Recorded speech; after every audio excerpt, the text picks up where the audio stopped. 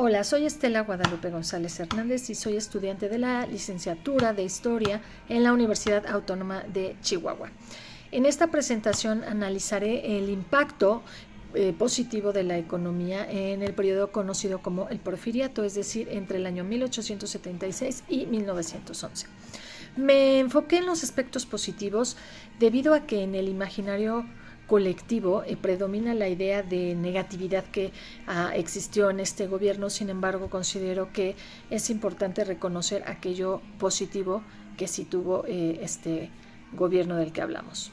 Me parece que es importante aclarar que no busco ignorar los aspectos graves de injusticias sociales, económicas, culturales, políticas que hubo en este periodo, sino más bien lo que busco es reconocer estos avances estructurales que hubo y que sentaron las bases para tener la modernización del país que se dio después.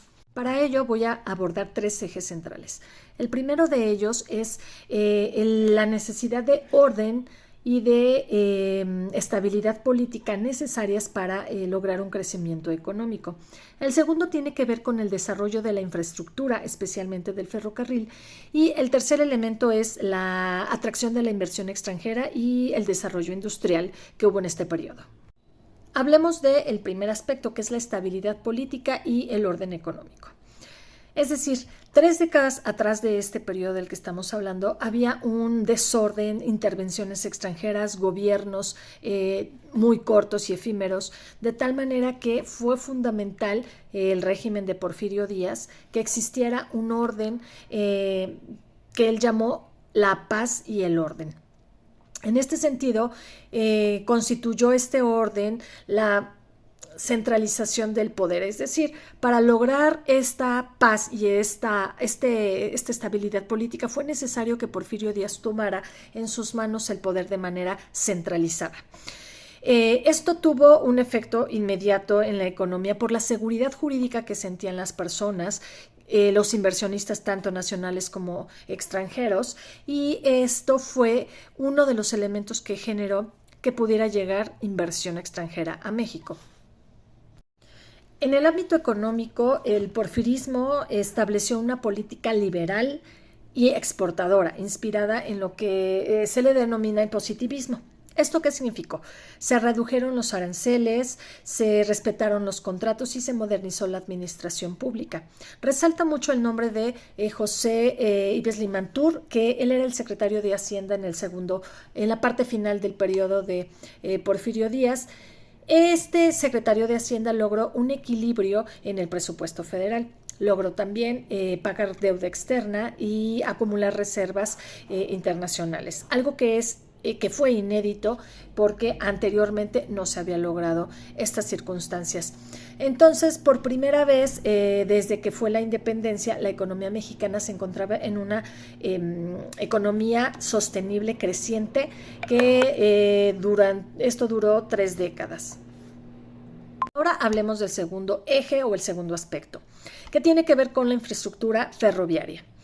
Este fue un elemento esencial y fue columna vertebral para el crecimiento del país.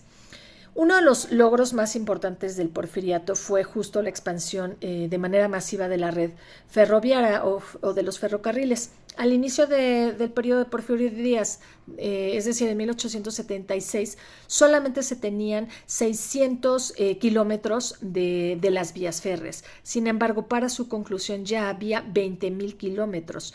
Esto hizo que se conectaran los puertos, zonas agrícolas, zonas urbanas, minas, etc. El desarrollo de los ferrocarriles fue estratégico para el desarrollo económico del país. Esto permitió integrar los mercados internos que antes no estaban conectados. Por otro lado, también facilitó la exportación de materias primas hacia el extranjero, como plata, cobre, enequén, caucho, etc. Por otro lado, también redujo de manera drástica los costos del transporte.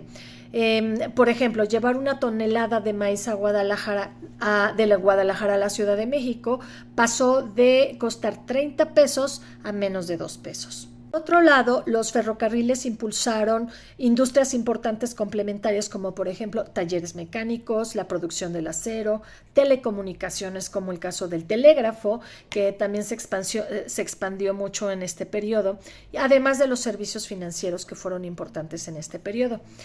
La infraestructura no solo modernizó la economía, también creó las condiciones para una futura industrialización que se dio ya para los años 40 del siglo XX.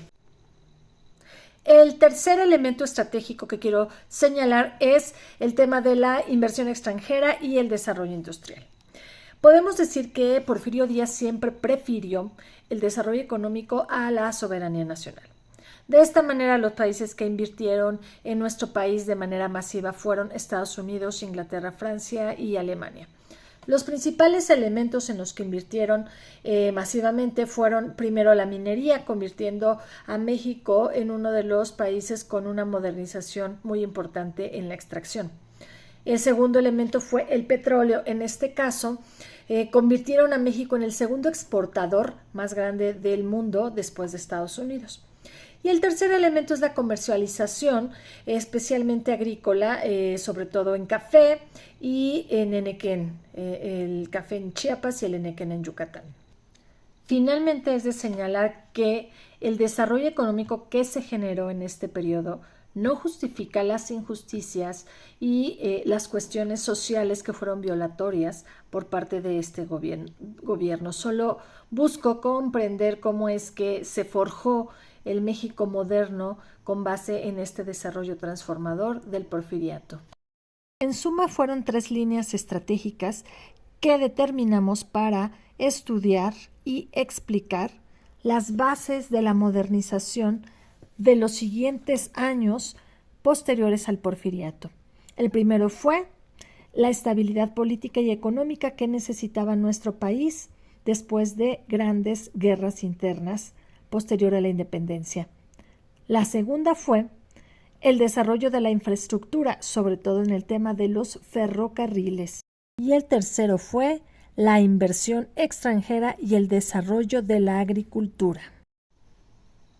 A continuación, cito las fuentes que fueron utilizadas para el desarrollo de este video. Muchas gracias.